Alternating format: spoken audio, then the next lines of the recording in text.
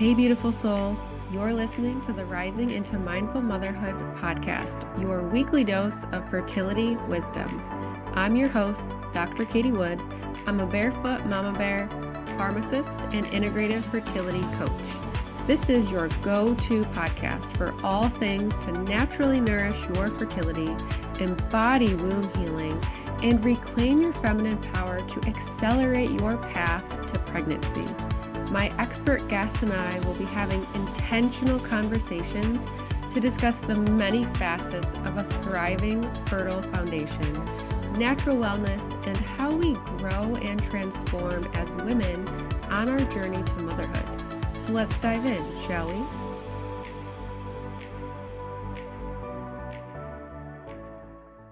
Hello and welcome to Rising into Mindful Motherhood. In this episode, I'll be talking with Kelly Durbin, an international board certified lactation consultant, childbirth educator, author, and volunteer breastfeeding counselor. Kelly has provided evidence-based information, practical support, and compassionate care to hundreds of families since 2008.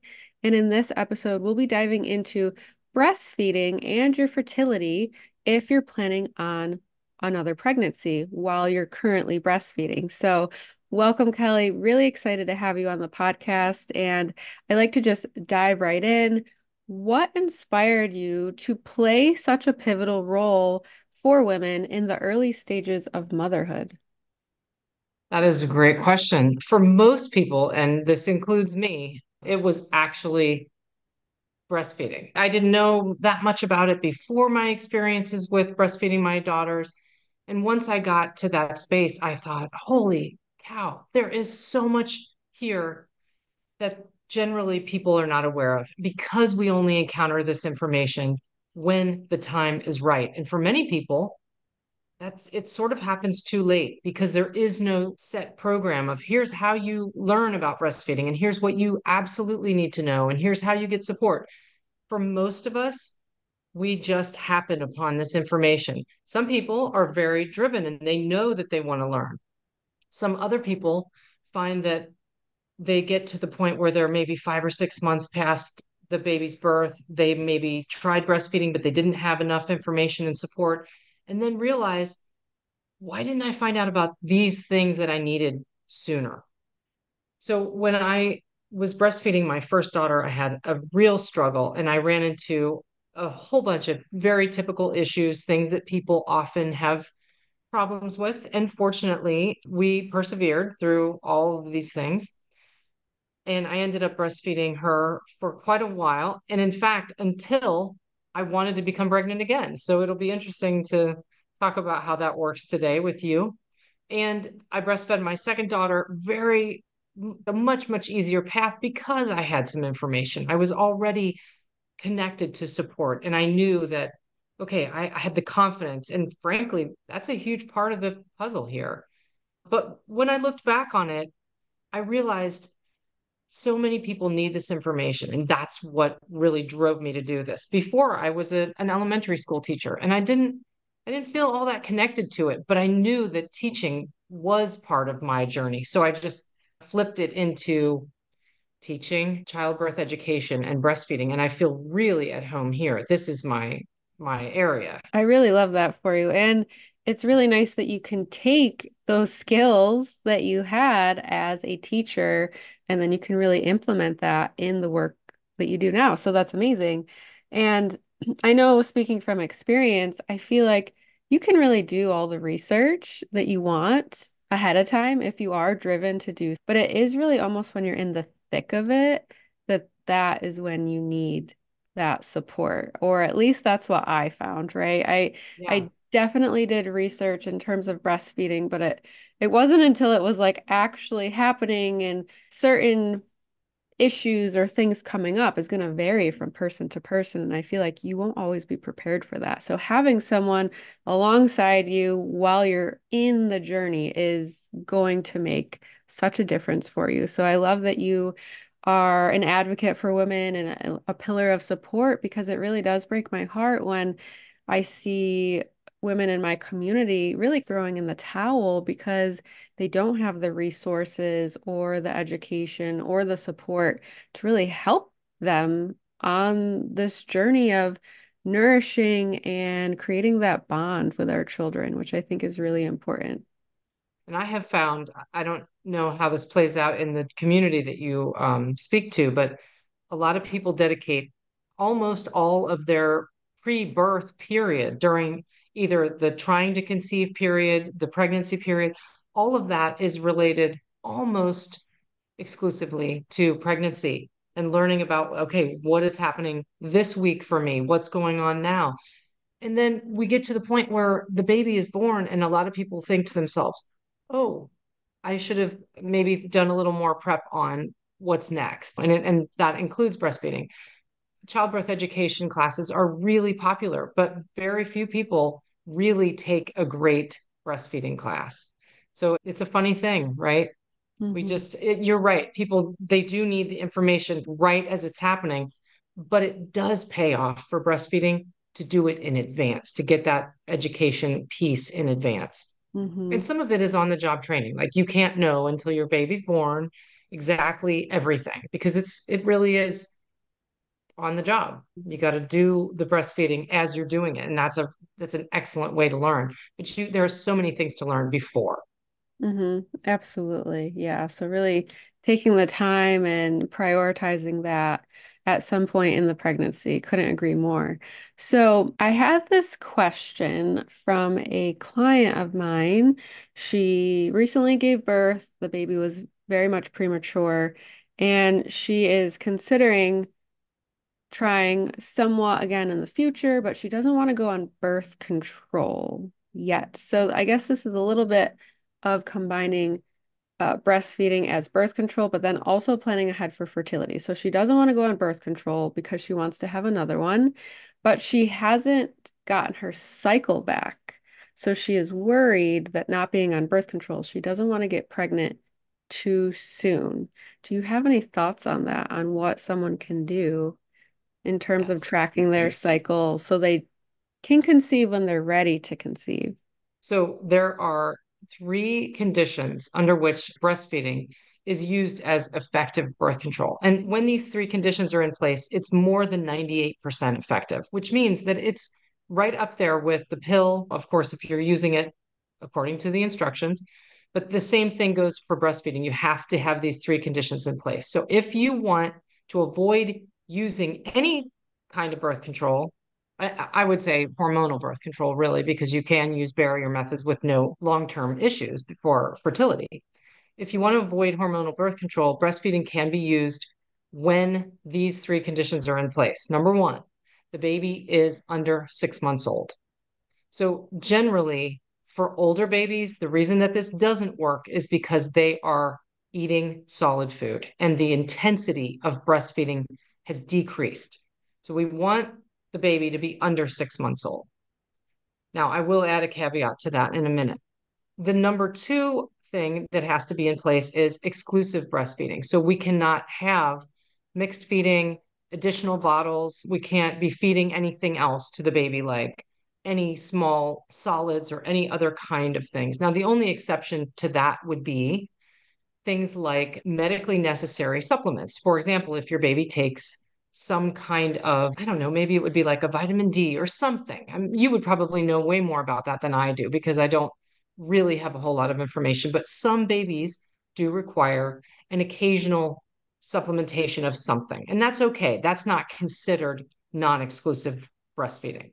I'm really talking about food and other drinks. So the baby is under 6 months. They are exclusively breastfeeding, and the mom has not had the return of her menstrual cycle yet. When those three conditions are in place and breastfeeding is more or less around the clock, you're still feeding overnight, you're still feeding on demand during the day, breastfeeding is 98% or more effective as birth control.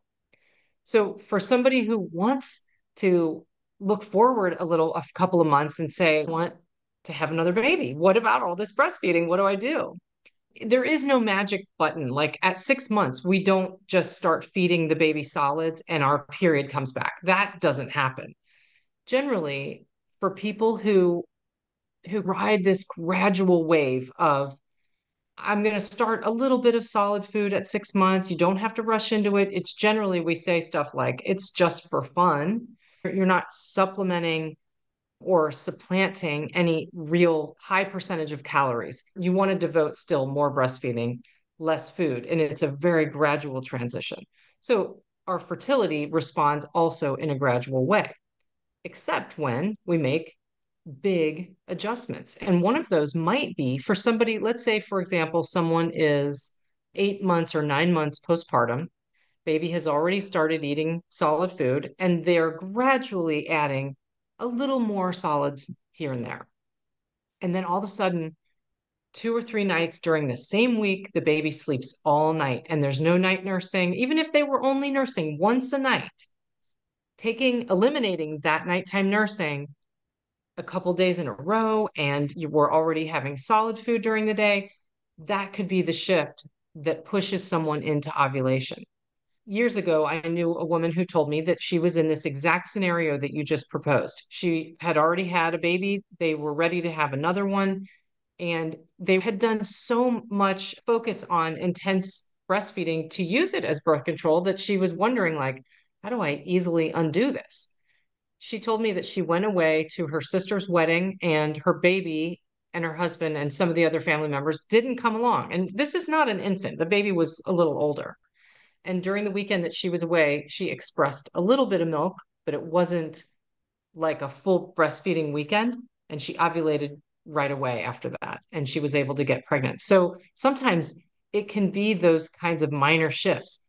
When she came back from the wedding weekend, she resumed breastfeeding, but she had already ovulated, sort of like the cat's out of the bag. And she later began cycling as a lot of times the cycle doesn't return right away. You don't start having 30, 28-day cycles. It can be, oh, here's my period for the very first time postpartum. And then 2 months later, you may have another period and then it gradually returns. But I said, if you make these kind of dramatic shifts as opposed to the really gradual shifts, ovulation can come on much sooner because high prolactin levels, which are maintained by intense breastfeeding, that's what suppresses ovulation. Hmm. Beautiful. That was a really, really nice explanation. Thank you for that. And to teeter on what you were just saying, how soon could a woman expect to start ovulating again after birth? You did just give a really, really beautiful kind of example with that woman. Is it really about decreasing the level of breastfeeding, having kind of like a major shift happening, or can someone start ovulating again if they're still exclusively breastfeeding, the child is under 6 months, and all of those things that you shared? Using our 4-step restorative fertility framework, we will, 1, reveal the physical and energetic root cause. 2, we will remove the barriers to you conceiving and carrying a pregnancy to term. Number 3, we will rebalance the physical and energetic body with bio-individual strategies. And number 4, receive. You will nourish the mind, body, and spirit so you can receive baby. I have 3 one-on-one spots, and this is for the woman who is ready to claim her fertility back. She's ready to step back into her power. She is ready to do what it takes to finally get pregnant. If you want to learn more about this, find me on Instagram at @the_wellness_pharmacist. My Instagram is going to be in the show notes. Yes. And that's the caveat, right?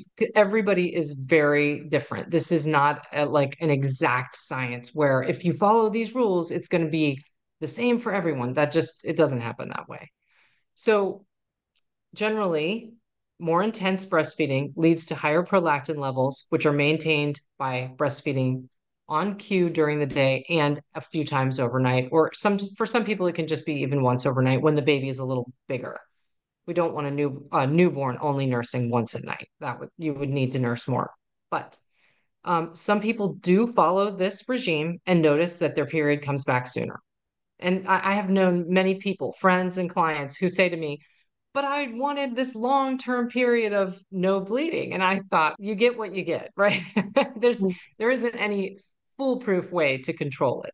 In fact, I had a good friend tell me that she did all the rules, she followed everything and breastfed intensely, and her period still came back pretty soon. For most people, if you don't breastfeed, I believe that the research says that you could ovulate as soon as 6 weeks after birth. So if there is no breastfeeding, which means that for folks who aren't breastfeeding, that if you don't want to get pregnant, and usually it's not very advantageous to get pregnant right away after your baby is born because you need time to heal, you could need some form of birth control, whether it's hormonal or barrier method, in the first month, even because we do really and truly, it takes a year to recover from a childbirth and a pregnancy. So now some folks find that they don't have the time or the luxury of waiting and they want to have a baby sooner. So flipping fertility and bringing that back into their experience. I don't want to wait 12 months, or I almost felt like I was in that position because I had my kids really much later in my life. And I was thinking, oh, if I don't do this pretty soon, maybe I will miss the window here. But yeah, some people find that they have to manipulate a little bit of the breastfeeding. It doesn't mean that you have to wean. You can take, like I said earlier, you can take a 2 day period where you're just cutting back a little bit on breastfeeding, but sudden shifts, not lack of nighttime nursing. Like, so let's say you wanted to eliminate that. That may be a way to bring on your period and start ovulating again. But for somebody who is really interested in the return of fertility, I would say dial back on the intensity of breastfeeding and watch for your fertility signals. This is the funny thing. We don't always start bleeding first. The ovulation can happen before your first period. So some people, I have known more than one person who has told me, I didn't even have a period. I just got pregnant after an intense period of breastfeeding, and that she didn't realize I ovulated and now I'm pregnant again. So that is also a situation that can happen. The egg can be released first without the whole shedding of the lining and having a first period. So for many people, they may not even know they're ovulating, but the signs of fertility will come back if you're paying close attention and you remember, oh yeah, this is what happens. Because after taking, sometimes it can be 18 months off between the period of pregnancy where we're not having menstrual cycle and then another maybe 9, 10 months of subfertility during intense breastfeeding, you can go for a long time without having your period. And it's funny because a lot of us look forward to it and we think, oh, this is a nice break. But when you're trying to bring back fertility, you can get anxious about it. You can think to yourself, okay, I'm ready. Maybe my body's not so ready, but these minor shifts can adjust things. So I hope Mhm. I answered that question right. Yes, beautifully. Thank you. It's so interesting how different our bodies are, although no surprise. My cycle came back, I was about 22 months postpartum. And I mean, Yeah. we weren't doing nighttime feedings for quite a while at that point, even having reduced the amount of feeding. She was definitely eating solid foods, but I do think I was on a very regimented, like when I was at work, pumping schedule to make Hmm. sure that I had enough milk at home when I had to go to work. And I'm curious if that played a role in extending the time of when my period came back. So, yeah, that was a beautiful explanation. And that is one thing that I shared with my client. I said, of course, we can track our BBT, our basal body temperature, Yeah. but you're only going to see that shift in your temperature after you ovulate, right? So Right. it's not a good predictor of when you're going to ovulate all the time. Sometimes you can have that dip, but that's not very reliable. So I did recommend using a barrier method and having the BBT on board so then you can see if you are starting to ovulate with that shift. And then, of course, if you start seeing a bleed as well. So, yeah, it's interesting that you mentioned that you might bleed without ovulating. Or there just wasn't enough of the hormones that promote ovulation, but someone had enough. They were tipped the scales in favor of bleeding, or it was an anovulatory cycle, right? Gotcha. Yeah, to shed So, that lining. Yeah, absolutely.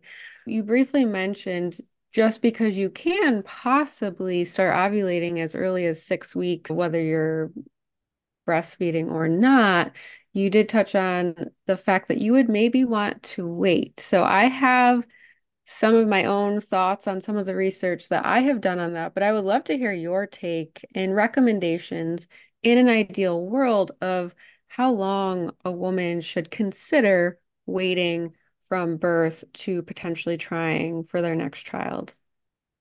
so that is a great question. But the answer is probably different for almost everyone because so many factors are at play, right? If you are in your late 30s and you're thinking, oh, I want to have another baby, but I'm breastfeeding this baby, it's really difficult to think to yourself, I don't want to fully wean, but that might, for somebody who's extremely sensitive, I don't think full weaning is really necessary, but you may have to dial back on breastfeeding, even though that's part of one of the goals for many people. And that's a struggle. You got to balance how much breastfeeding do I want to do with this baby versus devoting my efforts and energy and literally my physical energy towards trying to ovulate and have this new baby come along. But for everybody, I think our circumstances dictate the best timing. Now, I have read a little bit about it. I'm not an expert on this, but I will say that for most people, having really closely spaced pregnancies is difficult on the body. I know that there is research that shows that it is harder for all kinds of things. Your body just is better when there's more time elapsed between the end of one pregnancy and the beginning of another. So in the breastfeeding research, what they often say as a perk to intense breastfeeding is that it helps promote optimal child spacing. Optimal child spacing, though, is really subjective. What may be optimal for me might not be optimal for you. So we all have different factors that relate to what is optimal child spacing. And I think from like the World Health Organization standpoint, optimal child spacing is about maximizing the health of the subsequent pregnancy, so the second baby or the subsequent baby to come along, and the maternal health. Because when pregnancies are spaced too closely, those two factors, maternal health and infant health, tend to deteriorate just a little bit. And in terms of multiple things, I think the miscarriage rate is a little higher the closer pregnancies are together. Maternal health complications go up just a little bit more. Does that mean that everyone who has a pregnancy with a small window between is going to experience problems? It doesn't really. And frankly, I'm sure it depends on the general health of each of these people. Is this pregnancy a really healthy pregnancy? Is the mom an actual, like, very healthy and robust person? Probably then it may not matter as much. But like I said, if you've been experiencing infertility and you're thinking, I don't want to push this off too long because then I feel like, okay, then I'm working against the clock. At some point, for infertility kicks in our 40s, I think. You don't want to wait super long. But for everybody, I think optimal time spacing between pregnancies is subjective. The thing that I always see in relation to this discussion in the field of breastfeeding is that it's 2 years. Now, some people may not want to wait 2 years and they find that that's too long. Other people think, oh, I won't even be mentally ready at 2 years. So it just depends, right? Mhm. Yeah, that's a really, really nice way and perspective of looking at it. It is really subjective when you think about it. So, in my mind, for someone who is breastfeeding, maybe they don't want to wait that 2 years. They want to be able to have another baby sooner. Where my mind goes is they really want to focus on nourishing themselves, right? Mm-hmm. Because our Absolutely. bodies are putting so much into producing our breast milk, but then also the pregnancy, the birth, we really deplete a lot of our nutrient stores. So if you are someone who's breastfeeding, you'd like to get pregnant sooner than later, do you have any nutrition recommendations? Again, this is very like culturally subjective. People all over the world eat different maternal diets while they're literally rebuilding their body after pregnancy. But it is really important to, like you said, think of this as a time of nourishing because it's not just, oh, I need to get in the required number of calories per day. It's really and truly a period of rebuilding. And I got to be honest, it's not just a physical thing. Like you have to rebuild everything. It's mental, it's physical, it's spiritual. You got to come to a place where you're ready in mind, body, and spirit in order to do it again, right? Because pregnancy is a bit of a surrender. We have to be ready for that moment in order for the body to take on another life.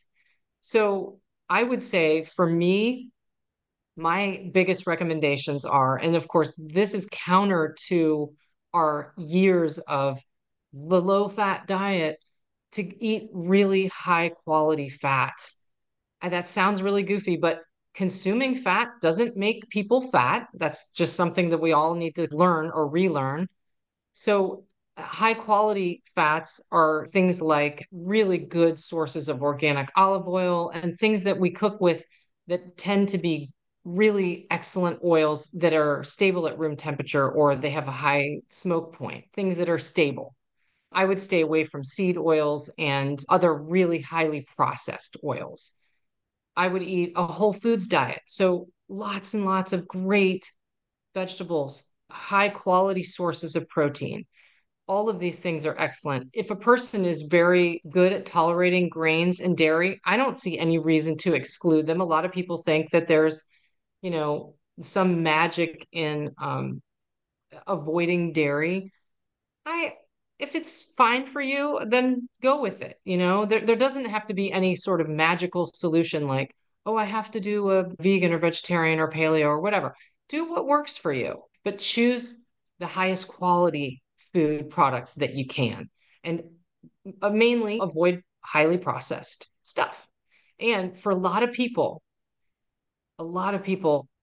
forget that this includes all the things that we drink during the day. And of course, I'm not even talking about alcohol. I'm just talking about drinks that are either carbonated, they're sodas, they're loaded with sugar, or it's stuff that we put sugar in, like our morning coffees and other drinks that are the things that we can buy that are sort of like what am I thinking of? All the drinks that people do either in the morning or in the afternoon. Oh, I'm going to have this tea time, or I'm going to go drink my daily kombucha. Some of these things masquerade as healthy drinks, but they contain too much sugar or they have something else that's a little less than desirable. So I would say audit your food life, make the best choices that you can with whole foods and high quality fats.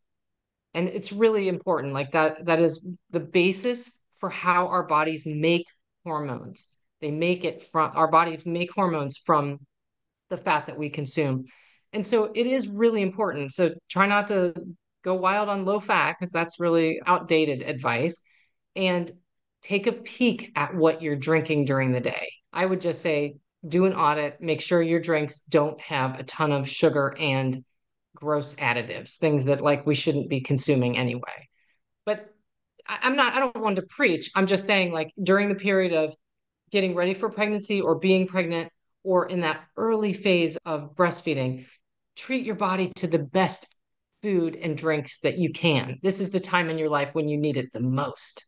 And so it's excellent. Dig into all kinds of healthy recipes and healthy eating. And some people find that this is energizing. Other people find, oh, this is such a chore and I don't want to, try to learn all this stuff about healthy eating. But if you stick to the outside of the grocery store, avoid all that processed stuff in the middle of the grocery store, you tend to do better.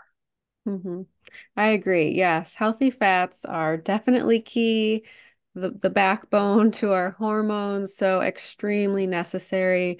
And then, like you were saying, proper hydration, right? Making sure that Absolutely. we're nourishing and getting enough for maintaining breastfeeding as well. That's definitely necessary. So I know you have a book that is out recently, Protecting Your Potential for Breastfeeding. I'd love for you to share that a little bit with the audience. I will share it. In fact, if we can get some good lighting, I'll show it to you.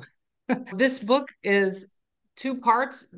Part one is all about why do you want to do this and how to get breastfeeding off on the right foot. And part two is a very deep dive into all of the things that people should know and be able to say, okay, this could potentially sabotage me, or this may represent an obstacle for me. So, part two is a large body of work. You can use it as a reference because you might not want to sit down and read through the whole thing, but it's about 75 or more obstacles for breastfeeding. So, things that we really should be teaching people more frequently, things that can create interference or, frankly, really create obstacles for breastfeeding in different stages throughout the entire period of lactation.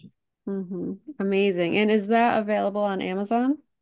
It is. It is available on Amazon. It's also available from my publisher, but Amazon's easy. And there's an ebook version there that's, I think it's still priced at $4.99. Perfect. Ebooks are nice, so you can just have them Yeah. on your phone in case you're out and about and you wanted to look at it or something like that. So the link for her book will be in the show notes, and please let the listeners know where they can learn more from you, where they can find you and connect with you. So let's see. On my webpage, which I don't currently have loads of information, but you can connect with me there. It's protectingyourpotential.com.